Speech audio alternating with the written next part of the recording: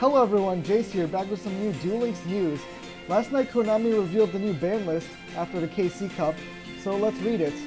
So first up, Tour Guide was just released in a bundle, and they've limited it to one on release. So that's a thing. I'm not sure how impactful that will be. I mean, it makes it so that any deck like BA, for example, can't run Monster Reborn with Tour Guide, I guess, but there's not really anything else I can think of that really conflicts with that too hard. But now let's get on to the real Vanilla Limitless changes. So let's start with the skill rebalancing because they put that first. So let's see, Memories of a Pharaoh, Obelisk to Tormentor, Summoning Crest, Gimmick Puppet Replacement are getting strengthened, but no other skill changes. Okay. Well, that's disappointing. No D-draw changes, which is really annoying. And no changes to that Gandora skill, which is also really annoying. But let's see how they buff these. Okay, so Memories of a Pharaoh can be used on turn 3 and onward, before your normal draw. The card you draw this turn will be Obelisk the Tormentor that lives in the Memories of Pharaoh. Oh yes, flavor text, that's great. If you tribute an Obelisk to Tormentor during this turn, you can use one monster whose original name includes Blue Eyes White Dragon as 3 tributes. In addition, if you tribute summon Obelisk to Tormentor using only one Blue Eyes White Dragon, the Obelisk to Tormentor you control will be sent to the graveyard at the end of this turn. This skill will only activate if you begin the duel with a deck that contains 3 Blue Eyes White Dragons. This skill can only be used once per duel. What was it before? Let's just check. Turn 5 and onwards. Okay. So, it makes it a little easier to activate, but like, this still isn't a very viable skill, and Blue Eyes decks will still just use Ultimate Dragons. So, next. Summoning Crest. Add one Orgoth the Relentless from your deck to your hand, then roll a die 3 times. Effects vary depending on the result. If the total number is 11 or more, return one card in your hand to the bottom of your deck. If the total number is 9 or lower, the level of Orgoth the Relentless in your hand becomes 4 until the end of the turn. If the total number is 6 or lower, you can conduct 2 normal summons / sets this turn. The skill can only be used if you begin the duel with a deck that excluding extra deck that contains at least 9 cards that require a dice roll. It can only be used once per turn and twice per duel. What was it before? Let's see. So they made it so you'll always get Orgoth. If you get 11 or higher though on 3 rolls, then you have to return that card from your hand to the bottom of the deck. So they basically moved the upside of this to just to always being there, and then moved the downside to it to like only if you're 11 or higher. Okay. I mean, I guess that makes Orgoth decks better, but like, it's still just not a very good deck. Like, I guess it makes it more like usable at least. Let's see. Gimmick Puppet Replacement. Send up to 3 monsters whose combined levels equal 8 from your hand to the grave. Add one level 8 Gimmick Puppet monster from your hand to your hand from your deck. This skill can only be used if you begin the duel with a deck excluding extra deck that contains at least 1 monster and no monsters other than Dark Machines. The skill can only be used once per duel. Okay, what was it changed from? Send up to 3 monsters from your hand to the deck.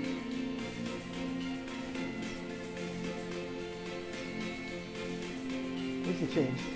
Add one level 8 from your hand to the deck.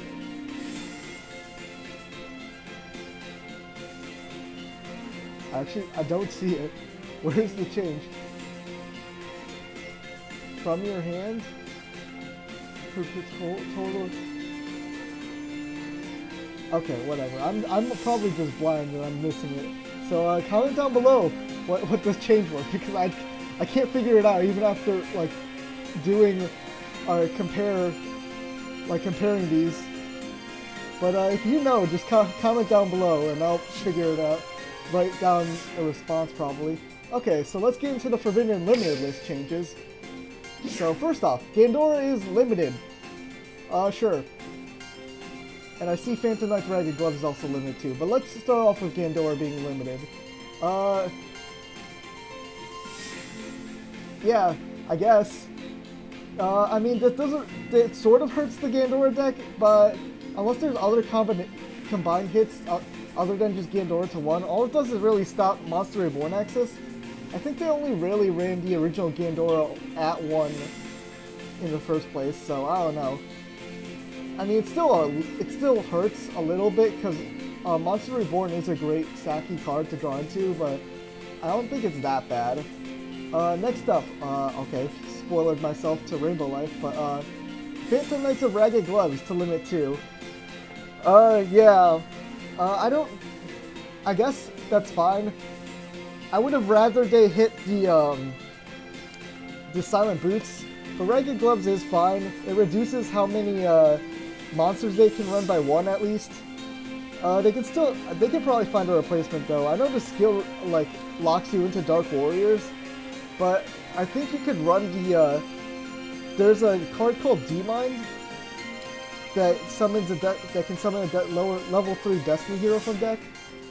So you could probably just put that in and get a free special summon out of it.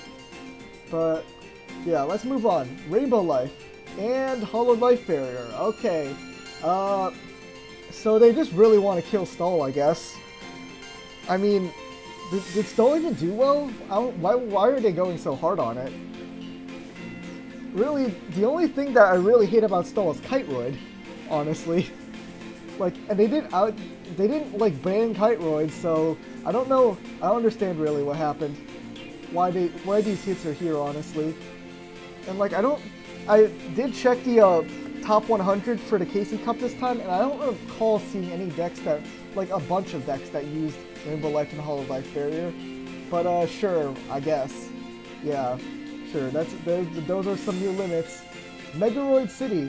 This will be limited to. Okay, no. Just ban Kiteroid. Just ban Kiteroid. Why are they dancing around Kiteroid? Honestly, okay.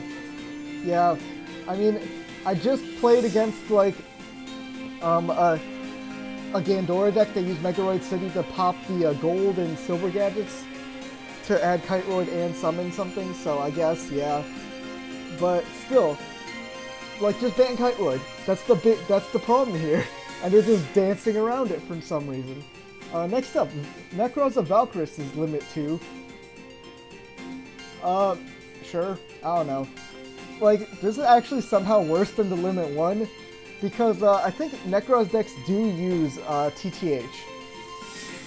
And TTH wasn't banned on this list, so it didn't really matter. But like that means they basically lost 1 copy of TTH from their deck. But yeah, I mean, it didn't really make sense why Necros of Valkyries was like limited in the first place. I think they were probably scared of, since they were releasing Brionic, they were scared of stall decks running like 3 Brionic, 3 Valkyries or something. But like that wouldn't have been that good, honestly, because if you draw your Valkyries before your Brionics, they're just dead in your hand. But sure, whatever. And limit 3 is Spiritual Beast Tamer Winda. Okay, like why? Like this is probably another stall hit. Like Ritual Beasts are good, and they did get top spots in this KC Cup, but like they weren't that good. Like they didn't need to be hit again. The problem with Ritual Beasts is just like TTH, honestly. Like Ritual Beasts at this point in time aren't like super OP. They're just kind of rogue. I don't understand Konami. I think maybe it's cause the Ritual Beast box was half off actually, and they just wanted to hit a budget deck for some reason. I don't know. Like this doesn't actually hurt too much though. Like you don't get Floodgate Trap Pool access anymore, but you can replace those with like Paleozoic Canadias, and you can't use Cosmics, but you can still use like MSTs. Like Ritual Beasts do get a little weaker from this, but it's not super big, a super big deal. And next up is Phantom Knights of Silent Boots. Yeah, no, I suggested a Phantom Knights Limit 3 on my Banlist video, which you can check out in the card above. But like, I didn't really feel like Silence Boots. It's like I feel like they should swap either the Silence Boots and the Ragged Gloves, because like the more annoying part of Phantom Knights is like their recursion, and like Silent Boots just helps a lot because they can like grab Sword and grab Fogblade, and Fogblade is just a Fiendish Chain, and Sword is just a monster revival, and both of them are monster revivals in the grave. So like I don't see, like, yeah, this does hurt them, but like I don't think it hurts them too much.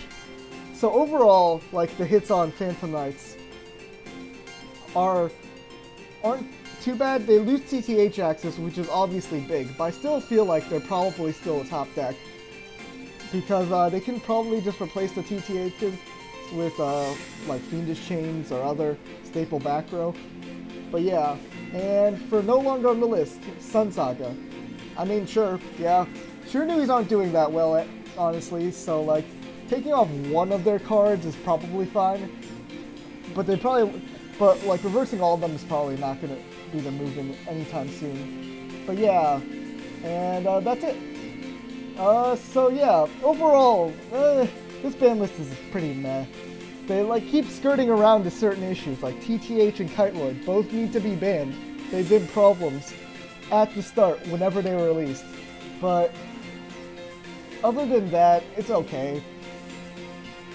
Like, I think some of the hits were just kind of nonsensical, like the Rainbow Life and Hard Life Barrier hits are just kind of dumb.